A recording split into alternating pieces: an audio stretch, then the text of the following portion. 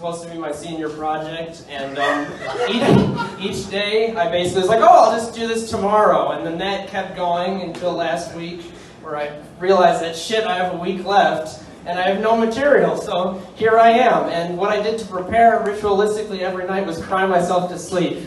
So here's where we are now. Yesterday, I started preparing and going through horrible jokes over and over again, and then I just drank a shitload of coffee, and I don't usually drink coffee, and now I'm here, and then I realized this is where all the teachers hang out. So the greatest first time I've ever done stand-up. It's like my worst nightmare. Every time something happens and I think it can't get any worse, it does. So yeah, here are one day of preparation of jokes.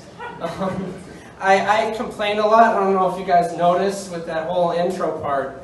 And I feel like when I complain and when anybody else complains, a lot of people try to compare it to other things, like, oh, that's not that bad, because X happens, right? So a lot of times you complain about food or something, you're like, oh, well, there's starving people.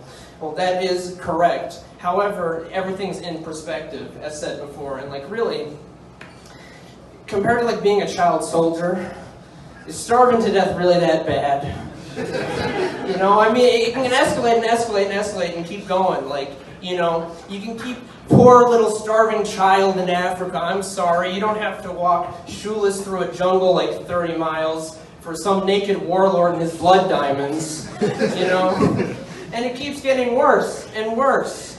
You know, in the end, you just, you know, where everything's going to get destroyed or something due to global warming or imminent war or online piracy, you know, the entire world economy will just collapse and we're all dead, you know? So that's why I think you can really complain about anything, just like my horrible stand-up that's going on right now. I'm fine with it. Jesus Christ. Yeah, I'm doing fine. Thank you. Where's Dan? Why? You know, yeah, I know, it's horrible. You know, I don't really have a transition into the next joke, so here we go. Last year I went canoeing in the Boundary Waters in Minnesota for my Boy Scout troop, and we had a guy that came in to plan for it.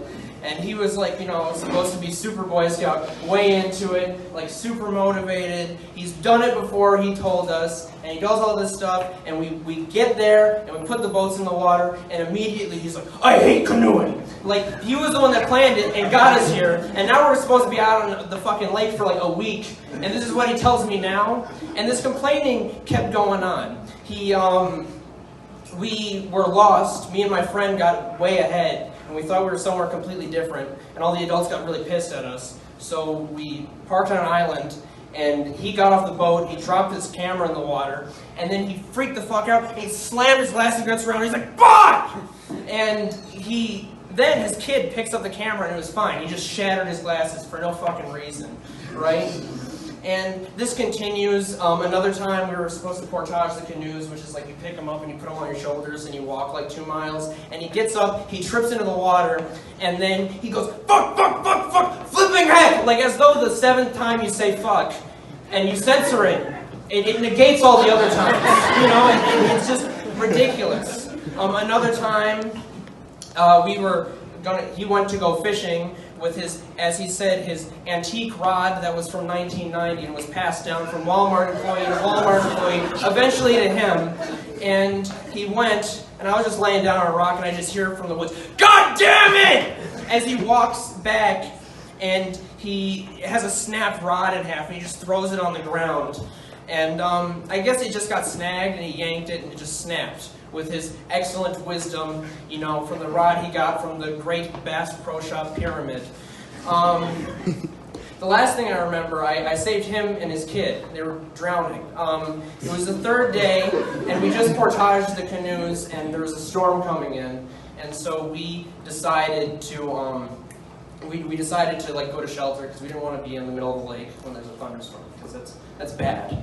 And so they went ahead, we told the adults, like, hey, this is what we're doing. They were cool with it. They go around a bend, we're last. And we're canoeing up, and a storm hits, and the sky turns gray, rain starts coming down, and the waves start to pick up. And it's getting super windy, my hat blows off my head. And like the 2 Darwin Award winners, me and the other guy in the boat we decided in the thunderstorm to go out to the middle of the lake and go try to get my hat. So we're paddling out, and it's like there's 5-foot waves coming over, and we're like sinking into the water, and we see behind us that the other canoe just did sink, right? And they can't swim, we don't know if they can.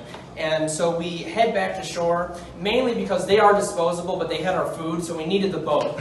And we go up, the kid was freaking out. I told him that, you know, we need to get them, and I put my phone down, we got in, we swam in, we picked up the boat, they grabbed on the boat, we got them to shore. And I remember standing there, you know, there's him, and there's his kid, and we just saved them. And, you know, I remember so vividly what he said to me. You know, he looks at me and he looks at his kid and he's like, that phone was $600. And then I look at his child that I just saved from the water and him, and then I fucking drowned him. That's it. So, yeah. I'm done. Who's next? Good job.